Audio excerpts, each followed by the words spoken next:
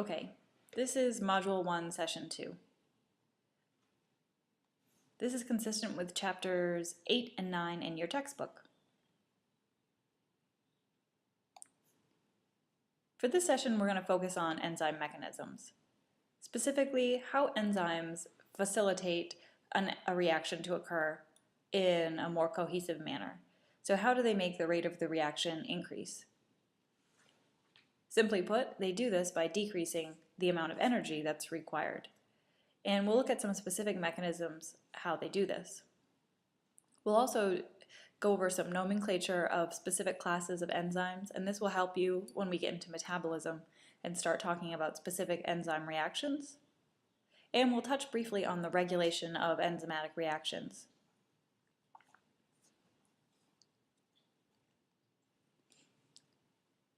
So the basic enzyme reactions are as follows. In this slide, E is enzyme, S is substrate, and P is product. Initially, the enzyme binds the substrate. This generates an enzyme-substrate complex. Within the enzyme, this facilitates the conversion of enzyme substrate to enzyme products. This would be our catalysis or conversion. Then there's dissociation, where the enzyme product complex dissociates into your free product and your enzyme. The enzyme can then start over, binding a new substrate.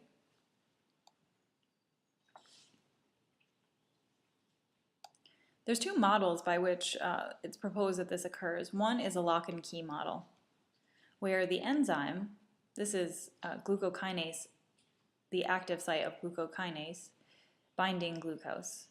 And in this lock and key model, what you see is glucose binds very tightly within the active site, such that it fits like a lock and a key, thus the name.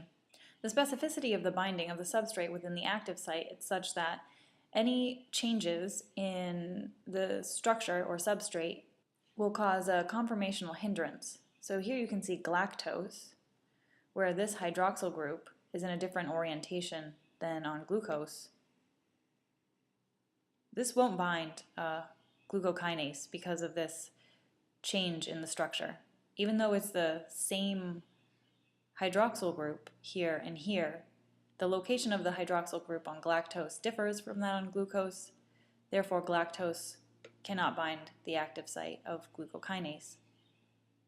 This is one proposed mechanism for the enzyme facilitating substrate binding. The other is this induced fit model, where in your free enzyme there is an active site which usually involves some cofactors. In the enzyme substrate complex shown here, the fit is not necessarily ideal, but the substrate binding is facilitated by other molecules within the enzyme. And the cofactor also stabilizes this interaction. But this is not necessarily a lock and key. You can see also that the enzyme has had to change its initial conformation to accommodate this substrate binding, suggesting that the enzyme is somewhat fluid.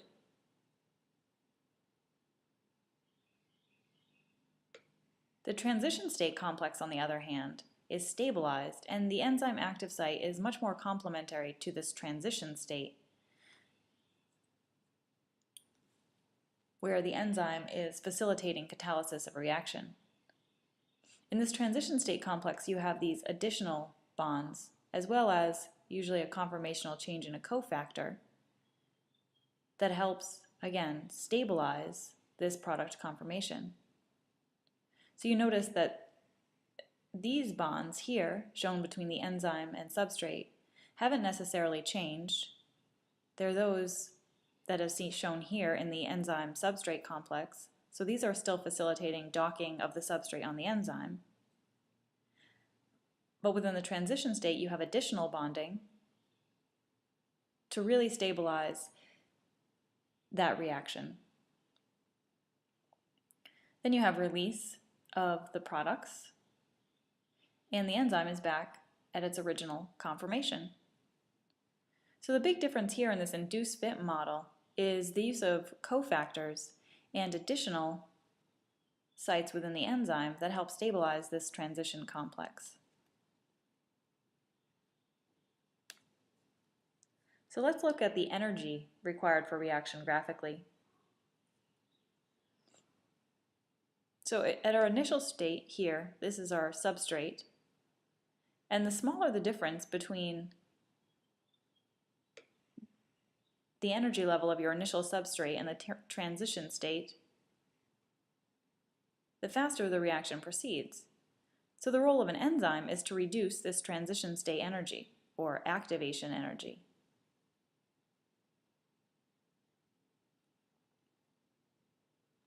So how do enzymes do this? Well, they primarily do this by stabilizing the normal transition state or providing an alternative pathway for the reactants to products to follow.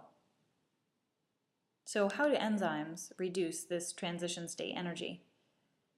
They can use various catalytic strategies to facilitate this purpose. The first one that we just looked at is transition state stabilization, and they do that using the induced fit model, where the enzyme is more complementary to the transition state than it is to the initial substrate. They can also do this through acid-base catalysis, where amino acids within the enzyme structure will facilitate acid-base catalysis. They can do this through covalent catalysis, where a cofactor usually will covalently bond to both the enzyme and the substrate to stabilize it, or through metal ion catalysis. And we've already seen an example of this where iron is used to facilitate the bonding of oxygen to hemoglobin. General acid-base catalysis is exactly what it says. It allows the enzyme to avoid an unstable charge intermediate in a reaction by using amino acid side chains as either acids or bases. Remember, a general acid will donate a proton, or a base will accept a proton, and we've seen examples of amino acids that can function as either acids or bases.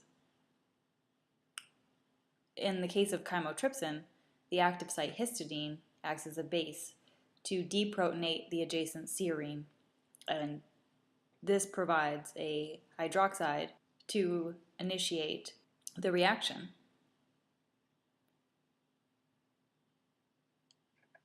Covalent catalysis is also illustrated by the mechanism of chymotrypsin, and this is a transient formation of a catalysis substrate covalent bond. So this is when the enzyme actually covalently binds to the substrate within the active site. And again, the side chains in their nucleophilic form, shown here, can facilitate that covalent bonding. Remember, these are all side chains or side groups on the amino acids within or near the active site. In the case of chymotrypsin, serine is used to generate a covalent intermediate. Just to remind you of what side chains can donate or accept protons, remember at physiological pH at 7.4, we have some acidic amino acids here with a pKa that is less than the pH. So at physiological pH, these guys are ionized, whereas the group of amino acids down here, cysteine, tyrosine, and lysine, all have pKa's above the pH of 7.4, and these groups will be protonated. Histidine, remember, can function as either an acid or a base.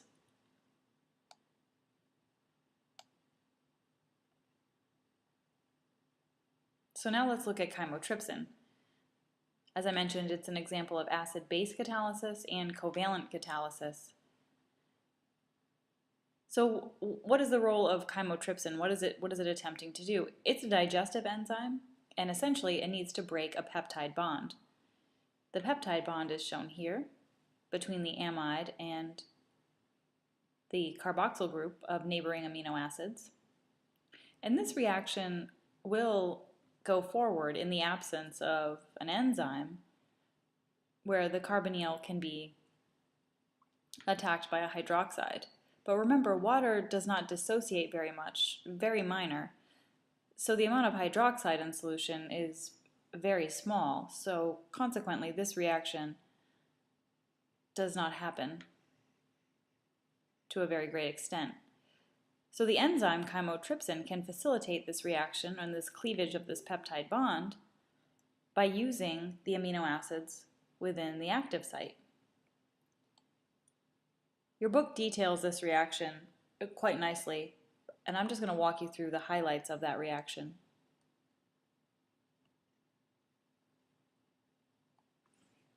So if we look within the active site, if this is our substrate or our polypeptide chain, the hydroxyl group from the serine is available to attack our carbonyl carbon.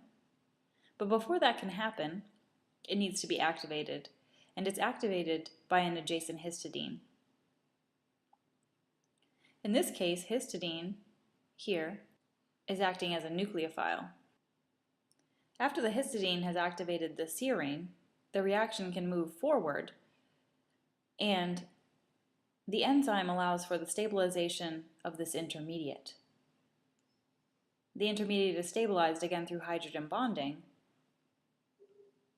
of other residues within the active site.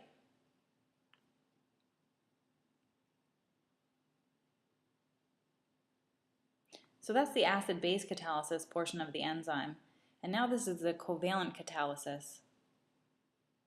After the peptide bond is cleaved, shown here, a portion of the substrate remains covalently bonded within the active site.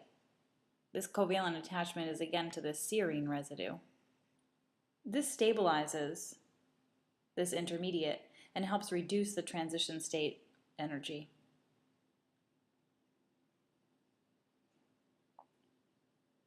Finally, in order to disrupt that covalent interaction, another acid-base catalysis interaction through the histidine and the serine allows this covalent bond to be disrupted and the product can be freed.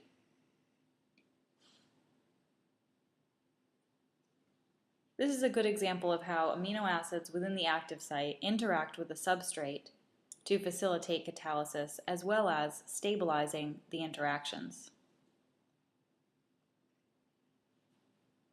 So if we look at the free energy and the transition state energy of the reaction without the enzyme, here shown in blue, you can see that this transition state, this energy here, is much greater than with the enzyme, shown here in this reddish pink color.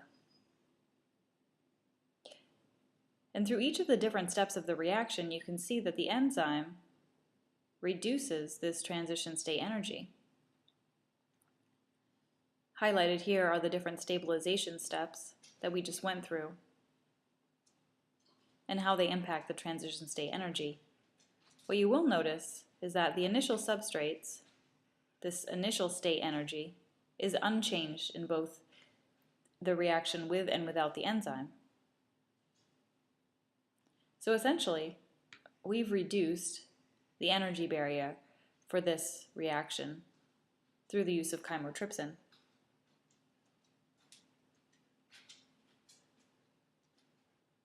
So let's look at this question. Which of the following residue side chains could not contribute to acid-base catalysis?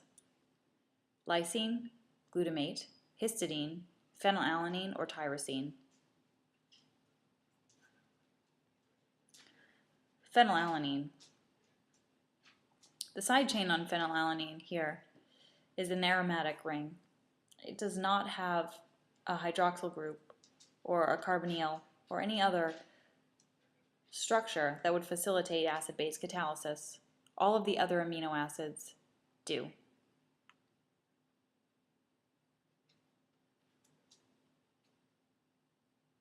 So what about our other types of catalysis? Metal ion catalysis, or the use of coenzymes or cofactors. These are often used for binding substrates in a proper orientation or mediating oxidation-reduction reactions. There's two types of metalloenzymes. You have metalloenzymes, and these contain tightly bound metal ions, and metal-activated enzymes, and these contain loosely bound cofactors. So as an example here, we'll look at the reaction that thiamine pyrophosphate facilitates. And this is an example of a coenzyme that facilitates an activation transfer reaction. So thiamine pyrophosphate, or TPP, is used in many biological enzymes, and it's synthesized from the vitamin thiamine. Like most coenzymes, it has little activity on its own in the absence of the enzyme. So thiamine pyrophosphate is used by the enzyme pyruvate dehydrogenase complex, and it facilitates the conversion of pyruvate to acetyl-CoA. And in later modules, we'll see that this is a critical interface between glycolysis and the TCA cycle. So within the enzyme active site, you have thiamine pyrophosphate, shown here, that is bound to the enzyme, and a base within the enzyme active site will facilitate dissociation of a proton on thiamine pyrophosphate. So this is an example of an amino acid within the active site of an enzyme functioning as part of this catalytic reaction. So the deprotonation of the thiamine pyrophosphate results in a negatively charged carbon atom, or a carbanion. This carbanion will then attack the positive carbonyl, or slightly positive carbonyl, on the pyruvate molecule within the active site and facilitate the decarboxylation. You can see here that there is an intermediate formed where the resulting acetyl-CoA is bound to the thiamine pyrophosphate within the active site. This is considered the activation transfer type of reaction. In this case, we have a covalent intermediate formed that's stabilized through resonance intermediates. Other common coenzymes we'll see over the course are CoA, biotin, and peroxidyl phosphate. It's important to know which enzymes require coenzymes for functioning. All right, now that we've looked at how enzymes can reduce the transition state energy by facilitating these enzymatic reactions by using either cofactors or amino acids within the active site, let's look at some general enzyme classifications. Enzymes are generally classified by the types of reactions they perform. So we'll look at reductases, transferases, hydrolases, lyases, isomerases, and ligases. And I'll also give you examples of each of these.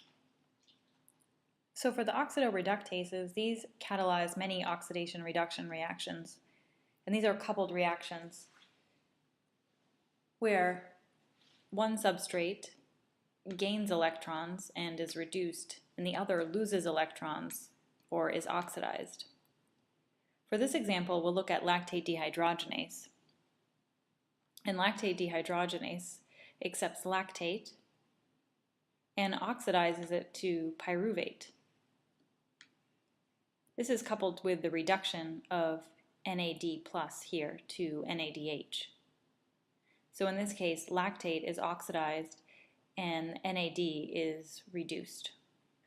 Now let's look at transferases. This is a class of enzymes that catalyze a transfer of a functional group between molecules.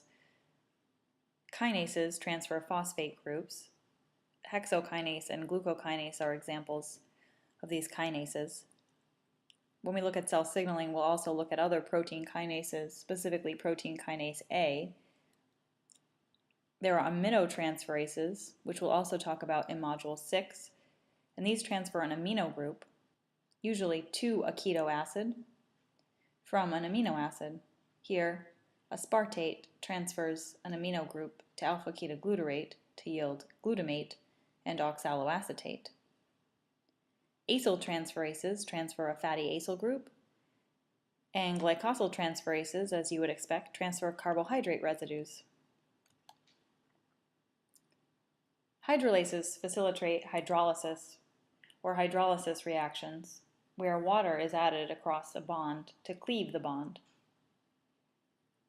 This family is large, involving proteases such as cysteine proteases or caspases, aspartyl proteases, an example of that is BASE, metalloproteases, which are a family of enzymes that degrade the extracellular matrix, and serine proteases such as trypsin and chymotrypsin that we just looked at. Remember, chymotrypsin uses a hydroxyl group from a serine to hydrate across a double bond. Lyases facilitate the cleavage of bonds by a means other than hydrolysis or oxidation. An example of this would be aldolases or thiolases. The example here is the cleavage of fructose 1,6-bisphosphate into glycerol 3-phosphate and dihydroxyacetone phosphate. These enzymes cleave here between a carbon bond. Isomerases are involved in the rearrangement of atoms. The triose phosphate isomerase catalyzes the interconversion between dihydroxyacetone phosphate and 3-glyceraldehyde phosphate, the two molecules we saw in the previous slide. This isomerization is essential for glycolysis.